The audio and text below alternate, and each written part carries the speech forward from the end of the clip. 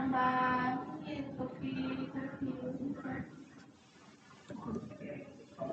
kau potong ya. Mana? Kasih ya.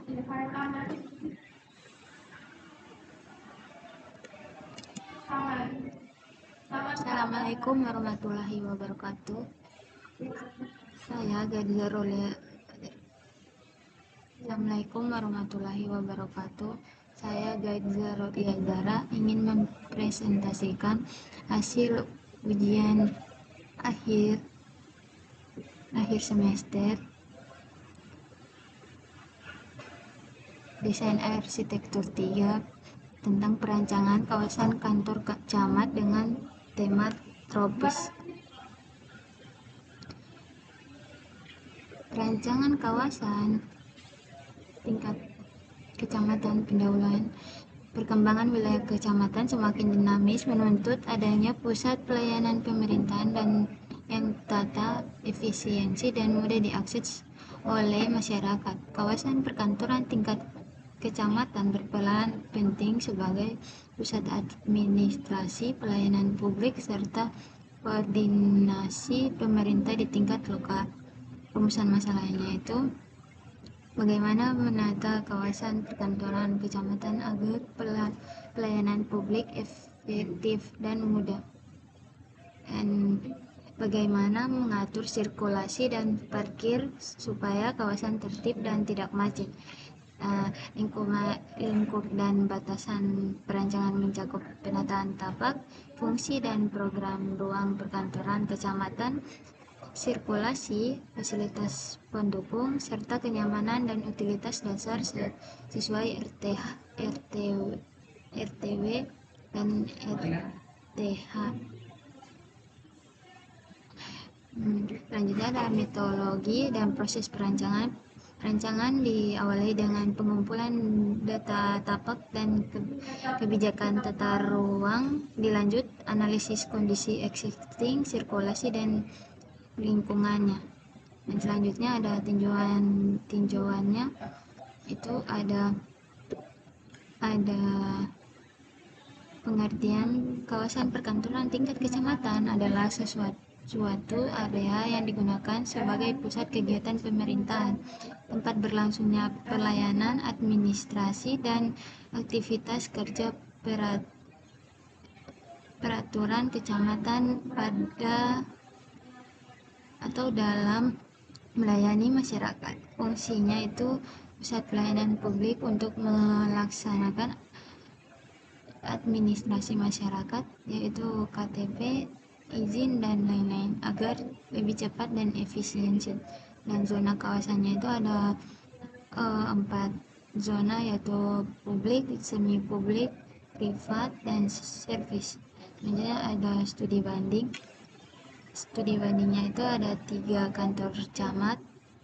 Ada kantor camat Kota Tengah di Kota Utara. Kawasan kantor berada di wilayah tengah kota yang padat. Luas kawasan tidak terlalu besar serta beberapa fasilitas pendukung. Kedua ada kantor camat Kota Utara Kota Gorontalo. Kawasan kantoran di daerah perkantoran yang lumayan padat, memiliki fasilitas yang cukup. Dan ketiga ada kantor camat Kabila, itu di Kabupaten Benak Bolango. Kawasan kantor berada di pusat aktivitas masyarakat. Dan selanjutnya tema arsitekturnya itu saya memilih biofilik desain. Biofilik itu adalah konsep desain arsitektur yang menghubungkan bangunan dengan unsur alam seperti tanaman, cahaya, matahari, udara alami, dan material alam. Tujuannya agar ruang terasa lebih sehat, nyaman, dan alami dan material. Contohnya seperti penggunaan taman, dinding tamannya, dan vertical garden. Dan studi kasusnya itu di Park Royal di Singapura. Ramah lingkungan di Singapura yang dimiliki banyak tanaman dan taman pada bangunan, sehingga terlihat seperti taman vertikal. Dan selanjutnya ada one centered. terkenal karena memiliki vertical garden besar yang menutupi fasad bawahnya. Dan selanjutnya ada pemilihan lokasi, yaitu ada Kecamatan Kota Tengah, Kecamatan Kota Utara, Kecamatan Kabila. Dan perbandingan lokasi kecamatannya itu ada 3 alternatif Kecamatan Kabila, Kecamatan Kota Tengah, Kecamatan Kota Utara. Dan ketiga alternatif ini kami memilih Kecamatan Kabila karena merupakan lokasi paling sesuai dengan kedua lokasi tersebut, karena Kecamatan Kabila yang paling memenuhi kriteria dari keseluruhannya. Dan perbandingan lokasi tapak itu di ketiga alternatif tersebut kami memilih alternatif kedua, unggul dari segi utilitas dan kondisi fisik, berpotensi menjadi pusat pelayanan masyarakat. Dan selanjutnya ada lingkungan alam dan iklim. RTH, lapangan terbuka dan vegetasi, menjadi penyangga utama keseimbangan resapan air hujan. Vegetasinya itu ada 3 vegetasi: pohon penedu, pohon perindang, dan pinus. Dan klimatologinya itu suhu minimumnya itu di 23 Celcius sampai maksimumnya itu 34 Celcius. Kelembapannya itu paling relatif 46 sampai 94%. Kondisi hujan di sana dominan mendung dan hujan. Infrastrukturnya dan aksesibilitas itu utilitasnya sistem drainasenya. Pada tapak terdapat jenis jalur drainase, tetapi ada satu drainase yang tidak dapat terlihat sehingga tertimut dengan tanah. Sistem air bersihnya ini pada tapak sumber air utamanya berasal dari PDAM sehingga kesediaan terindistribusikan dengan baik. Listriknya di area ini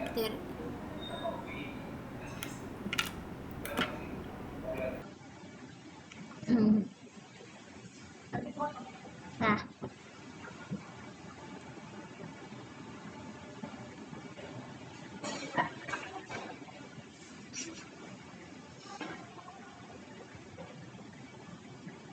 lanjut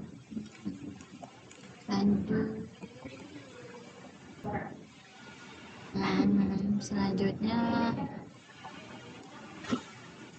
ada kondisi fisik lahan. Topografinya pada tapak atau site ini relatif karena terdapat lapangan yang luas, lahan yang relatif datar, memudahkan pembangunan, penataan massa, dan dengan kondisi dengan elevasinya rendah mendukung aksesibilitas dan WC. Hidrologinya pada site terdapat drainase atau saluran terbuka yang cukup besar. Ada 2 drainase utama yang mengalir dari persawahan dan drainase di pinggiran jalan. Itu ada 115 ketinggiannya dan lebar drainasenya itu 223 cm. Dan ukuran satunya drainase yang kecil itu tingginya 90 dan lebarnya drainasenya itu 75. Kondisi geologi pada tapak ini didominasikan oleh tanah aliflifa dengan kontur relatif datar cocok untuk pembangunan di area.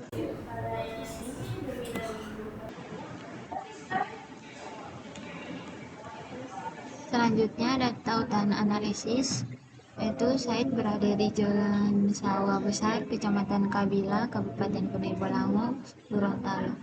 Batas-batas site-nya itu di utara ada sawah dan lahan kosong, di arah timur sawah, selatan itu permukiman, dan barat permukiman dan sawah. Dan ukuran dan luas site-nya itu 31 hektar. Site yang sudah ada beberapa bangunan, dan site datar dan terdapat beberapa kontur.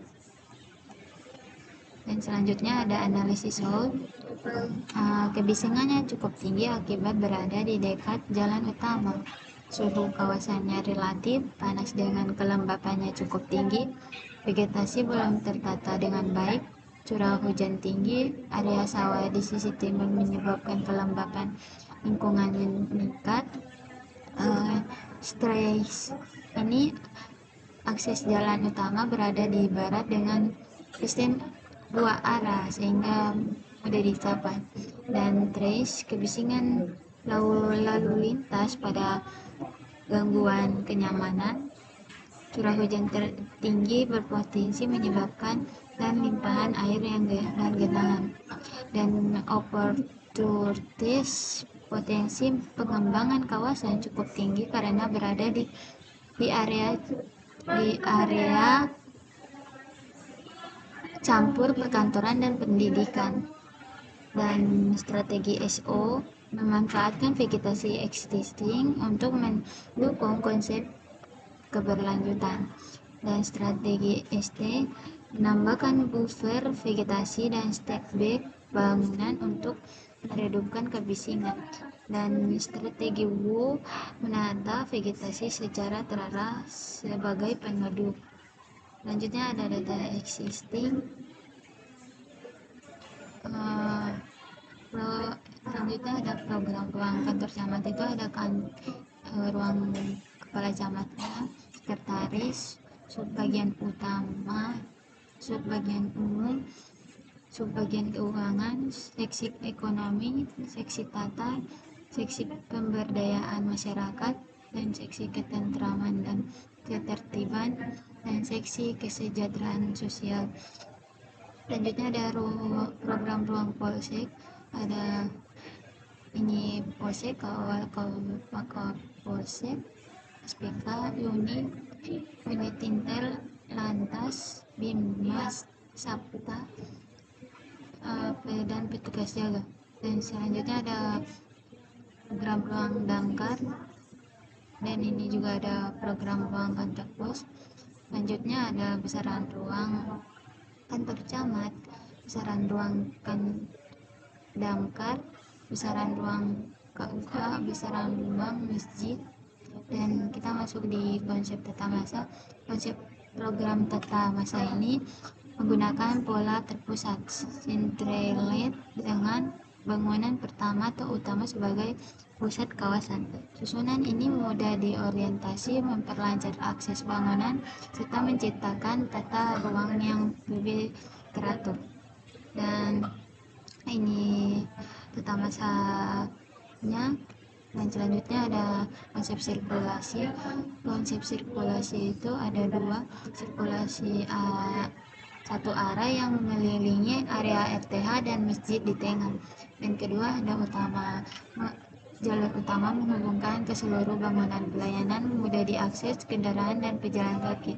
Dan selanjutnya ada konsep parkir, kendaraan mudah masuk di area parkir dan keluar, efisiensi sirkulasinya. Dan selanjutnya ada beban bentuk, dari bentuk massa persegi panjang sebagai massa utama sampai menjadi bentuk massa terbentuknya dari koefisiensi massa sederhana ditambah dengan dikurangi untuk menciptakan bentuk yang fungsional. Selanjutnya ada ruang terbuka dan ruang terbuka hijau. Ruang terbuka hijau ini berfungsi sebagai area resapan peneduh dan ruang yang membuat kawasan lebih sejuk. RTH juga memberikan kenyamanan visual serta mendukung aktivitas dalam kawasan. Dan RTH-nya ini sangat luas dan dikelilingi pohon. Dan sekitar dikelilingi pohon ketapang sebagai vegetasi utama, memberi keteduhan serta menjadikan suasana kawasan yang nyaman. Selanjutnya ada sirkulasi. Selanjutnya ada struktur dan konstruksi. Konsepnya ini bangunan menggunakan kolom dan balok bertulang untuk menciptakan bangunan yang lebih kuat dan stabil dan aman. Struktur atapnya menggunakan baja ringan karena kuat, ringan, dan tahan terhadap cuaca. Penutup atapnya itu menggunakan atap spandek, mudah digunakan karena mudah dipasang, tahan lama, dan memiliki perawatan yang sederhana. Dan kami menggunakan pondasi telapak untuk menyalurkan beban ke tanah secara merata sehingga kokoh. Dan selanjutnya ada konsep tata ruang.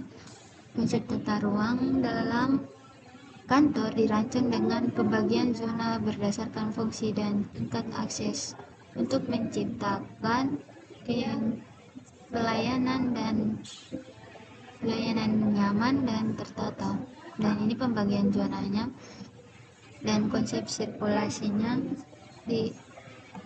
dirancang linear dan jelas dengan memisahkan alur pengunjung dan pegawai. Konsep ruang luarnya ini seperti ini, ada area parkir, bangunan, dan taman atau area hijau. Dan selanjutnya ada konsep utilitas, yaitu ada mekanika elektrikal. Saya menggunakan lampu jalan panel surya. Dan konsep plumbingnya seperti ini, ada septic tank, PDAM, dan sistem pengelolaan sampahnya seperti ini. Dan parkirnya kami menggunakan panel surya untuk lampunya. Upaya pendukungnya ini ada perbanyak ruang hijau, hemat air, dan edukasi dan kesadaran. Dan konsep mitigasi bencana, konsep titik kumpul sebagai area terbuka sebagai tempat berkumpulnya seluruh penghuni gedung dan kawasan. Konsep mitigasinya ini menggunakan di dalam dan di luar bangunan untuk mengarahkan tempat titik kumpul. Contoh jalur evakuasinya ini seperti ini. Dan konsep jalur sirkulasi, di setiap bangunan ditambah pintu belakang berdekatan dengan pintu langsung menuju titik kumpul. Dan ini side plan saya. Dan ini ada zona kantor camat. Ini tampak depannya dan belakang, tampak kiri dan kanannya kantor camat. Ini ada potongan BB kantor camatnya.